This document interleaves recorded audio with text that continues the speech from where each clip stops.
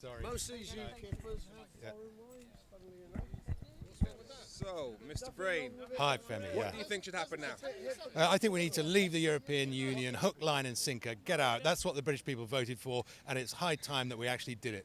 You're the second Brexiteer that I've heard use the phrase hook, line and sinker. You know that's the phrase used to describe when you con people. That is literally the phrase used when you con people. It's actually from fishing. Yes, I know, and they adapted it to idioms of conning people.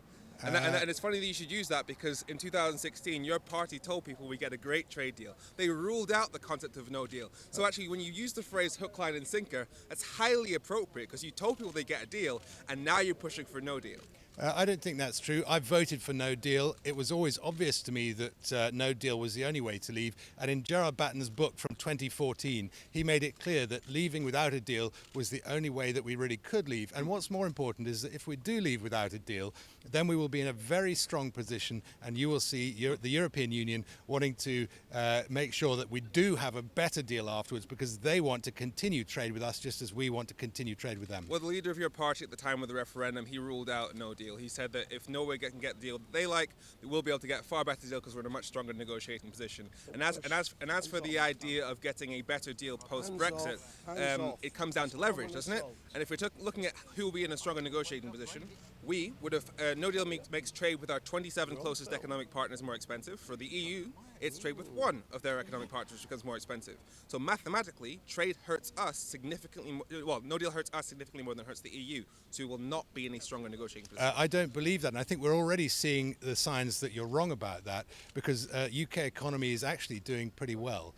The economies that are actually struggling with signs of recession are, for instance, Germany. You haven't answered the strongest, supposedly strongest economy in the EU is struggling at the moment, and one of the reasons it's struggling is that the UK is looking elsewhere around the world for business and for trade, as we should do in preparation for leaving, and we will do very well out of global trade. Don't forget, 85% of the world economy is outside the EU, and that's where all the growth is. Sir, so we should concentrate on the larger market Sir, where the growth is, and not this backwater where there isn't much growth, and which is a dwindling 15% of the world. You haven't answered my question. I pointed out the fact that if a no-deal Brexit, what no-deal Brexit actually does, in terms of whether or not we'll be stronger in negotiations before or after no-deal Brexit, a no-deal Brexit makes trade with our 27 closest markets more expensive. For the EU, it's trade with one of their closest markets which becomes more expensive. So mathematically, that remains to be seen. Can you put Our trade with the EU is actually shrinking, and our trade with the rest of the world is growing, and that's a very good thing for the UK economy, and that's why we're doing well, and it's actually why Germany isn't doing very well. Facts are important.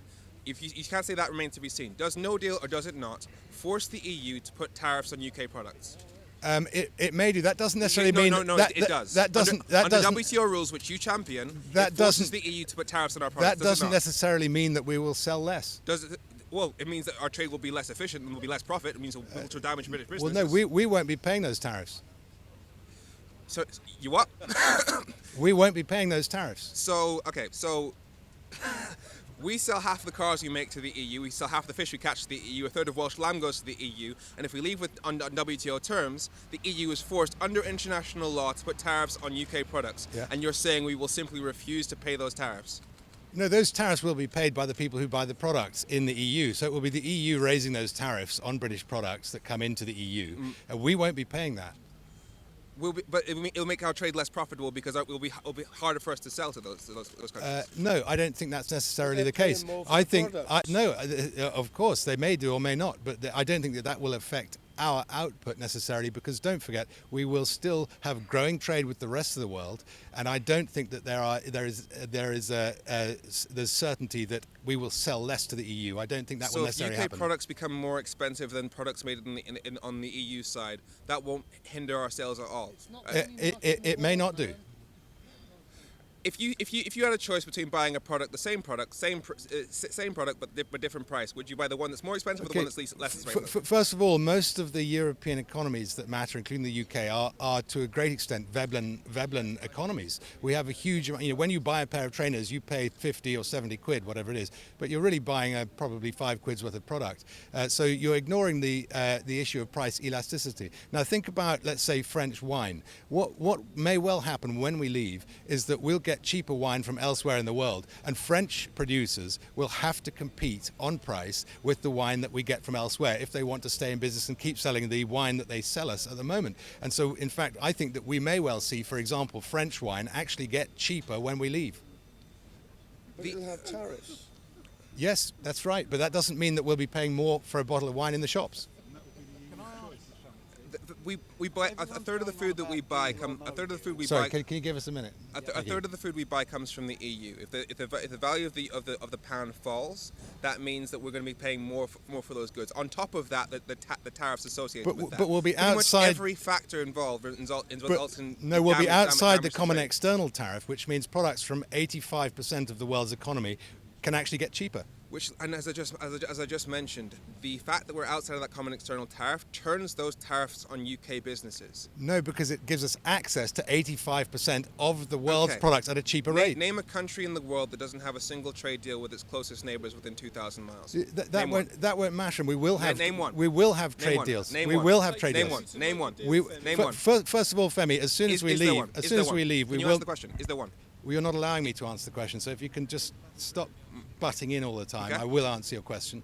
Okay, and the answer is this: that we will still be able to trade under World Trade Organization rules, as we do with many other countries, and by the way, as the EU does. So we will still be able answer to. the question. It does, because what it points out I asked is that we you, will is there a country continue. in the world that doesn't have a trade deal with its We closest we neighbours will within we 2,000 miles? will automatically have trade deals with the It's a EU. yes, no question. let- Is there a country in the world that doesn't have a trade deal with anyone within Are you 2,000 going to miles? listen to my answer or just talk over me? Yes, no You question. have a- Yes it's or a no? no. Okay, so I'm answering you the question. The point about it is that we will continue to trade under World Trade Organization rules with countries answer the all over question. the world, including, by the way, the Sir, EU. The answer is yes or no. Is there a country in the world that doesn't have a trade deal with its closest neighbours within 2,000 miles? There won't be even after we leave. Okay. If there's a country in the world that trades exclusively on WTO rules with its closest neighbours within 2,000 miles. I think this question is contrived and marginal and probably irrelevant. Okay, I'll answer the question for you. There is no country in the world that I doesn't doubt you'll answer the question. that trades on WTO rules exclusively with its closest neighbour within 2,000 miles.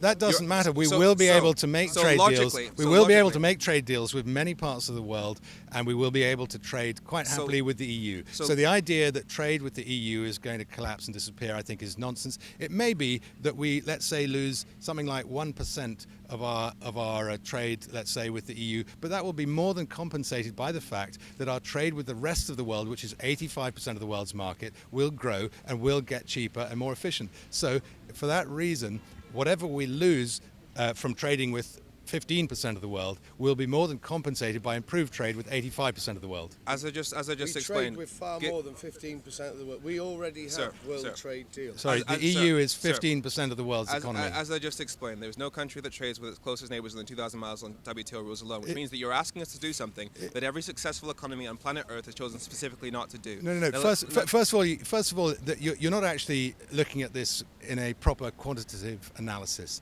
The point about this is that you're fixating on a very small part of the UK economy. Okay. The UK's domestic economy is far more important, Let's and the look- UK's domestic economy will gain dramatically when we come Let- out of the CET, let's- and therefore, actually, economically, we will do perfectly well after we leave. And you're worrying about the wrong things. You're fixating on a tiny area where we may see a small drop or may not see a small drop. But either way, it's not going to define Britain's success economically once we actually leave. Let's do quantitative. The trade that we do with Germany. In fact, we export more to Germany, and the total trade we do with Germany is 75% of the trade we do with America. And America has an economy 4 times the size of Germany. Yeah. That would suggest that, if that's the numbers, distance kind of matters. In fact, the most basic rule of economics is the gravity model, which means as trade halves as distance doubles.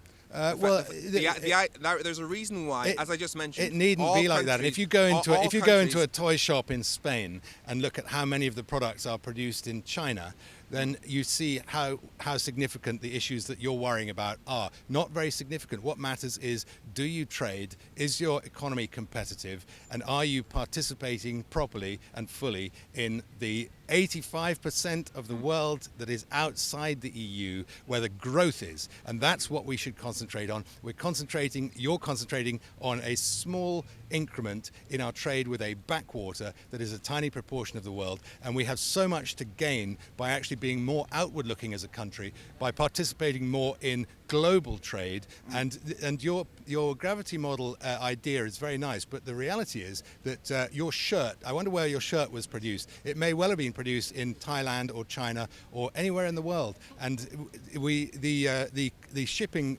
business in the world today is bigger than it ever has been. We buy more products from all over the world than we ever have, and so we don't need to worry about concentrating on small increments in our trade relationship with a corner of the world that is only 15% of the world market and dwindling. It's a wonderful binary opposition that the Brexiteers such as yourself keep making the argument of we need to leave the EU so that we can trade with the rest of the world, and then constantly cite our trade that comes from the rest of the world. Now, I want to take a specific... Thank you. I'm glad you agree.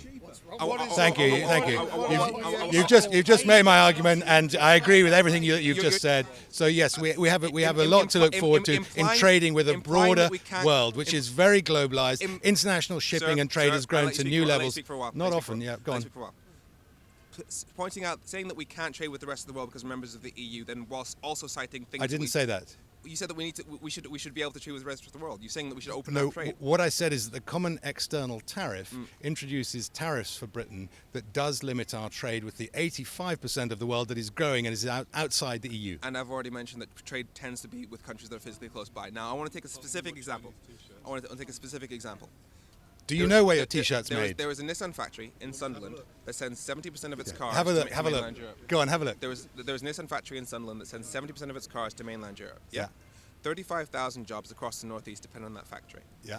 Now, the Japanese have already said the reason why that factory is here is because it's part of the single market, that anything made in this country is automatically legal to sell across the EU. Now, if you're Nissan... But did you know that something like 750,000 jobs in Germany are dependent on trade with the UK? So if we buy fewer German cars, we will buy more British-produced cars. Sir. So if I'm just... Sir, please. Let Femi speak. It's the Femi show. So, No, if I'm Nissan and I know that if my factory's based in the UK, 70% of my cars are going to face an extra cost if Brexit happens due to regulatory differences. But the domestic market will explode once we leave, because German cars will not be bought so often. Please stop interrupting me. So if I'm Nissan and I know that 70% of my cars are going to face an extra cost because of Brexit, whereas if that factory was based in Frankfurt, on the other side of that trade barrier, only 30% of the cars are facing an extra cost.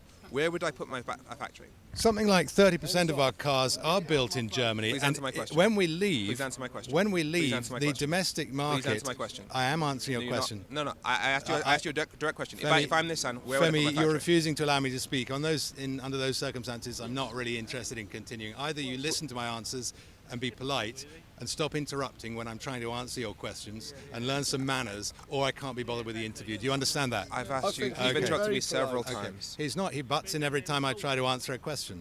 You wouldn't even let me finish the question. So, if I'm Nissan and I know that if my car is based in the UK, 70% of my cars are going to face an extra cost, where if it's based in Frankfurt or somewhere on the other side of the trade barrier, only 30% of the cars are facing a cost, where am I going to put that factory?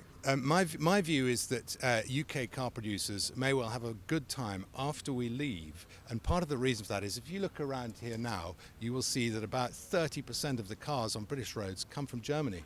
Now, if Germany wants to actually put up serious barriers to British people buying German cars, as you're suggesting, then what you will find is that people will buy a lot more Sunderland-produced Nissans. So the whole point is that the market adapts, and if you try to introduce those barriers by somehow setting up some sort of trade blockade, which I don't think will happen, I don't think it will happen, then what you will find is that British producers will compensate and their order books will be full. Sir. Why? Because we're not buying Mercedes, BMW, Volkswagen, and all of the German cars that we buy. So I don't think that we're going to see what you say is going to happen. I think that the UK, and by the way, don't forget that we can get cars from all over the world. We can get them from South Korea and Japan and the US and everywhere. And you're right that we do. But the idea that somehow some sort of trade war with the EU over car production is going to make British car production suffer, I don't think is necessarily true. The real shifts that have happened in the car industry recently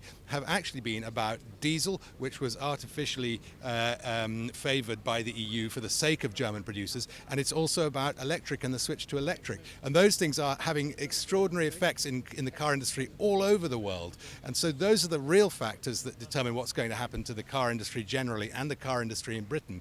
And that's what we should be talking about, because the problems that you're trying to invent are, I think, probably a fantasy. But at any rate, even then, the UK has a great deal to gain by being able to get hold of cheaper cars and cheaper car parts from the rest of the 85% of the world that isn't in the EU. So we just had a back and forth as to whether or not you're going to answer my question, and I let you answer. I let you speak for over a minute. I've answered it. And at no point did you even mention Nissan. And the question was, if I was Nissan, where would I put my factory, on one side of the board or the other side? That's not the issue. And secondly, that's not the issue. The issue is we have a Nissan factory. Sir, you're the one who keeps interrupting me, sir.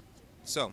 And your argument was based on the idea that there wouldn't be trade barriers between us and the EU, whereas as I just mentioned, WTO rules forces the EU to put tariffs on UK products, which means that those UK products coming from Sunderland will face those tariffs. That's what WTO rules means. So it's not the EU choosing to start a trade war with us; it's us choosing to impose the EU's tariffs on our own products. No, so your argument based on the idea that there wouldn't be a trade block is flawed, because the thing you're pushing for would create that trade block. My view is that when we do leave, and I'm increasingly hopeful that we really will leave, my view is that the British government will be free to introduce tariff schedules that suit this country, and that will be good for our business and for our international trade. And in fact, UK producers will benefit, by the way, as many of them already have, simply because of the prospect of Brexit and the readjustment of our currency. The IMF predicted that our currency needed an adjustment of about 15%. The Leave vote of 2016 triggered that, and Mervyn King said that it has produced circumstances. If he could have pressed a button to produce those circumstances for the sake of the UK economy, he would have done so. It has produced very good circumstances for the UK economy. We will continue to thrive, and I'm not worried about that. And not one word you just said changes the fact that those tariffs will be put on Sunderland's cars because of the policy that you're pursuing. And so we will put equivalent tariffs on, for instance, German cars, and Sunderland will do very well. Sunderland will do very well. So you're creating a trade barrier. It won't. It's, by the way, Jeff is Jeff is right. Jeff is right. It won't happen. Jeff is right. It won't happen. It's Project Fear. It turned out to be false in 2016. It's still false today, and we've got nothing to worry about. We've been through this. WTO rules obliges the EU to put its regular tariffs We're in on danger our products. of boring your viewers. So I think I've answered your questions. Sure. It's Thank been you a very pleasure much. talking Cheers. to you, Femi, Thank as you. always. And I hope we have a pint later on. Thank you. Cheers. Yeah.